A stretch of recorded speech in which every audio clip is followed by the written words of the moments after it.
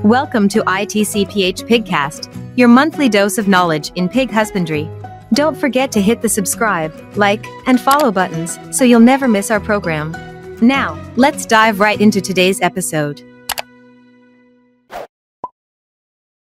Hello mga kapigi! Ako po ulit si Marcus, ang inyong pigcaster, at welcome po dito sa episode 12 ng ating ITCPH Pigcast. So kung matatandaan po ninyo, ay noong huling episode natin ay inalam natin ang mga palatandaan o senyales sa na ipinapakita ng isang baboy kapag ito ay naglalandi o yung tinatawag nating heat detection. At nabanggit ko din po doon na doon natin malalaman ang tamang timing ng insemination. Kaya naman po ngayon ay wini-welcome ko po kayo lahat upang matutunan kailan ba or paano ba ang tamang pagsasagawa ng swine artificial insemination. At para magbigay po sa atin ng kaalaman ay in-invite po ulit natin ang ating pigcaster at ang ating farm supervisor, si Sir Elmer Sabadera. Welcome po, Kuya Elmer. So, ito po ay isang pagpapatuloy po ng ating nakaraang episode. So, ang aking pong unang katanungan ay, ano-ano po ba, Kuya Elmer, ang dapat tandaan sa pagbili ng semilya? So, pagka tayo bibili ng semilya, huwag natin kakalimutan na magdala ng ice box na tinatawag. O di kaya yung Coleman, yung maliit lang na parang lalagyan siya ng tubig na may ice talaga.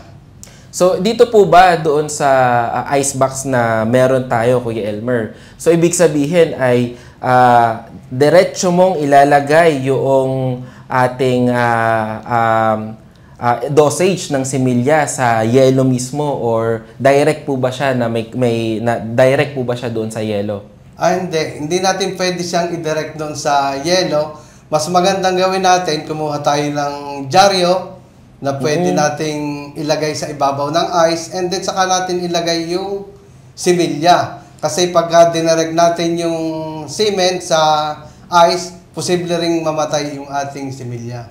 Kaya yung ilan sa mga mayroong mga AI laboratory kay Elmer is binabalot talaga nila ng dyaryo yung mga dosage ng semilya para din maprotektahan. Tama po? Yes po. So ito po ay ang ibig po bang sabihin ay kasi ang premise natin kay Elmer is na-observe na natin ang senyales ng heat detection. So, kumbaga, sa aspeto ng inahin, ready na sila. Ngayon, pagkabili mo po ba ng semilya, Kuya Elmer, ay isa-serve mo po agad ito doon sa ating inahin o sa dumalaga?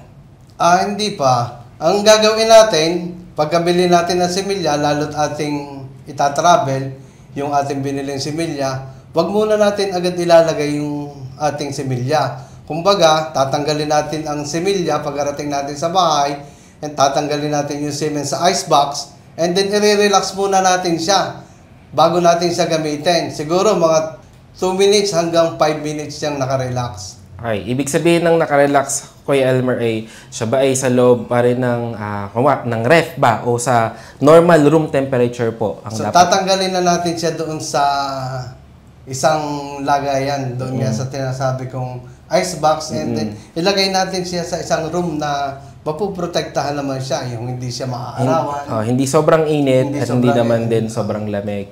Ano po ba, Kuya Elmer, ang tamang oras ng pagsusumpit?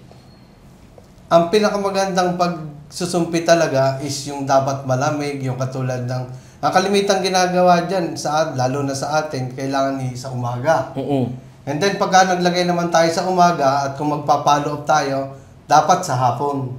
Basta hindi tayo kailangan maglagay halimbawa nung pagka mainit. Ay, kung pwede tayo maglagay ng ganon, kung tayo naka-tunnel vent, pwede yung ganon. Kasi ang temperature noon ay talagang kita mo namang katulad na sa atin ay napakalamig. Malamig. Yun po ba, Kuya Elmer, yung tinatawag na double service? Ayun ang tinatawag na double service. Yung tinatawag na double service, yung parang magpa-follow up ka. Kung maglalagay ka nga sa umaga, pwede ka maglagay sa hapon. So, yun ang tinatawag na may follow up kung tawagin. Okay. So, yun yung mga pamamaraan po na dapat nating tandaan sa pagsasagawa ng swine artificial insemination.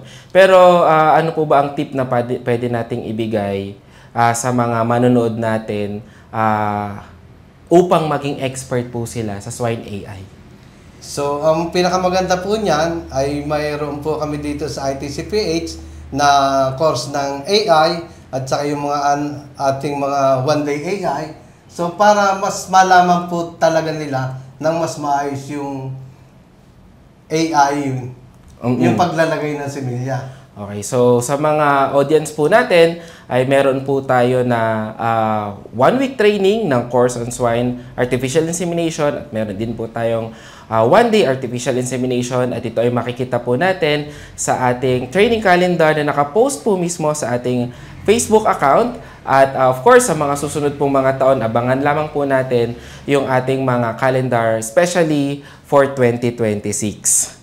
Sa saglit na pakikinig ay marami po tayong natutunan patungkol po sa ating swine artificial insemination. Sana po dito sa munti naming Pigcast ay nakapagbahagi kami ng kaalaman. Kuya Elmer, maraming salamat po sa binahagi po ninyo sa kanila at sana ay mas mapagyaman pa nila ang kanilang practice in terms of swine artificial insemination. At dahil dyan, maraming salamat po at ako'y naimbitahan po muli. Don't forget to follow our Facebook page, YouTube channel, and Spotify. At palagi po nating tatandaan, pagdating sa pagbababuyan, think big, think big. And that wraps up for this month's episode. Don't forget to subscribe, like, and follow to our Pigcast. Thank you so much for tuning in today.